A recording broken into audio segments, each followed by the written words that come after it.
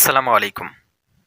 সাবেক প্রধানমন্ত্রী শেখ হাসিনার বোন টিউলিপ ও সাবেক প্রধানমন্ত্রী শেখ হাসিনার ছেলে জয়সহ শেখ পরিবার সদস্যদের ব্যাংক হিসাব তলব করেছে। ক্ষমতাচ্যুত সাবেক প্রধানমন্ত্রী শেখ হাসিনা তার বোন শেখ রেহেনা সহ তাদের পরিবারের সকল সদস্যদের ব্যাংক হিসাব তলব করেছে বাংলাদেশ ব্যাংকের আর্থিক গোয়েন্দা বিভাগ Bangladesh financial intelligence unit BFIU. চলতি সপ্তাহে বিএফআইইউ দেশের ব্যাংক ও আর্থিক প্রতিষ্ঠানের কাছে এই সংক্রান্ত নির্দেশনা পাঠিয়েছেন। সেই চিঠিতে যা বলা হয়েছে, লেনদেনের তলব করা এই নির্দেশের ক্ষেত্রে মানি লন্ডারিং প্রতিরোধের বিধিমালা সংশ্লিষ্ট ধারা প্রযোজ্য হবে। চিঠিতে তলব করা ব্যক্তির নাম, জাতীয় পরিচয়পত্র সংক্রান্ত তথ্য দেওয়া হয়েছে। এতে জানা গেছে, শেখ হাসিনার পাশাপাশি তার মেয়ে সাইমা ওয়াজেদ পুতুল ও তার ছেলে সজীব জয়ের ব্যাংকের হিসাব চাওয়া হয়েছে।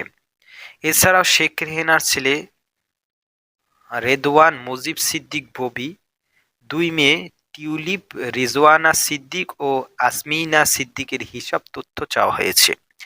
শেখ হাসিনা, শেখ রেহেনা ও তাদের পরিবারের সদস্যরা কোনো ধরনের আর্থিক অপরাধের সঙ্গে জড়িত ছিলেন কিনা তা খতিয়ে দেখতে এই 7 জনের ব্যাংক হিসাব তলব করা হয়েছে। সংযুক্ত ক্ষমতাসীন লেবার পার্টি থেকে নির্বাচিত পার্লামেন্ট সদস্য টিউলিপ সিদ্দিক বর্তমান একজন কনিষ্ঠ মন্ত্রীর দায়িত্ব পালন করছেন। ফিনান্সিয়াল টাইমসের এক প্রতিবেদনে বলা হয়েছে, যুক্তরাষ্ট্রের রাজধানী লন্ডনে টিউলিপ সিদ্দিকীকে একটি ফ্ল্যাট দিয়েছিলেন আব্দুল মোতালিক নামের একজন আবাসন ব্যবসায়ী।